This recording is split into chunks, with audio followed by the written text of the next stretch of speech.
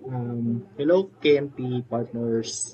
Bali, ginawa ko lang itong video na to para sagutin yung mga tanong related dun sa kung paano ba gagawin yung pagpo-post no, sa mga Facebook natin. So, ganito po siya. No? So, first is, kung may isang menu po tayo na gustong i-promote. Let's say, ito po, sample ito. So, click lang po natin siya. So, pwede rin po sa cellphone to, no? Same lang din siya.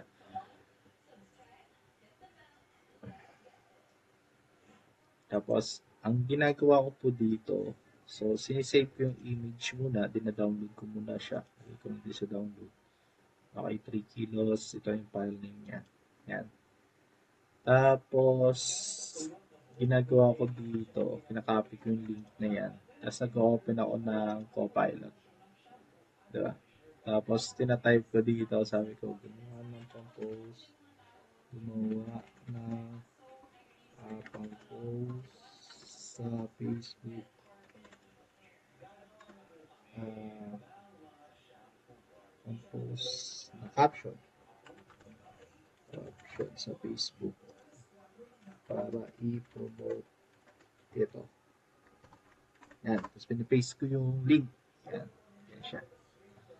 Tapos si Copilot na yung ano nito, naglalagay nito ng caption. So, ginagawa ko dito, ikakopy ko siya. Diba? Copy na lang. So, sa Facebook ko po, ayan, create tayo ng post. Ayan. Siyempre, didelete ko po yung mga sobrang nakaka-copy. Ayan. Tapos, doon po sa, hindi ko muna siya i-post.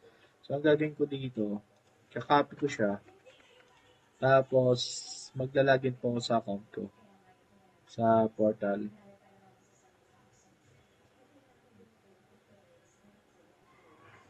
Bagal yung internet kasi umuulan dito guys. Ayan. Login lang po dito. Ito po yung KNP account ko.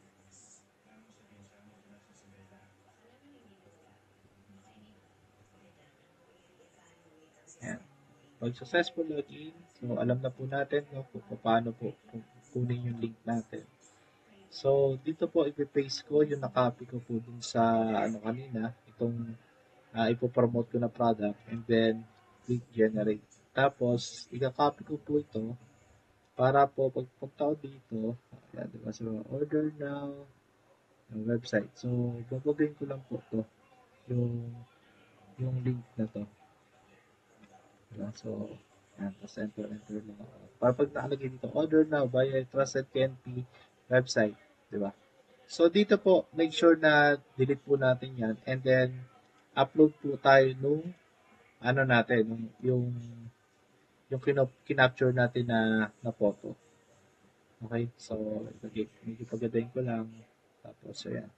3 kilos, perfect handaan, simpleng salo-salo. Diba?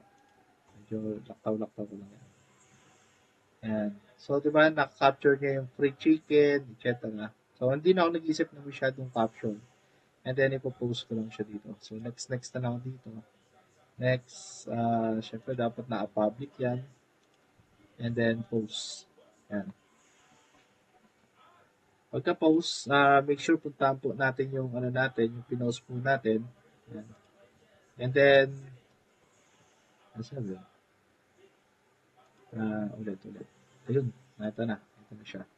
And then, check lang natin para to ensure na tama yung na-post natin. I-click ko tong link ko. Bubukas yan. Dapat dito po yung landing page niya. So, kung sa computer po, makikita nyo din yung pangalan ko.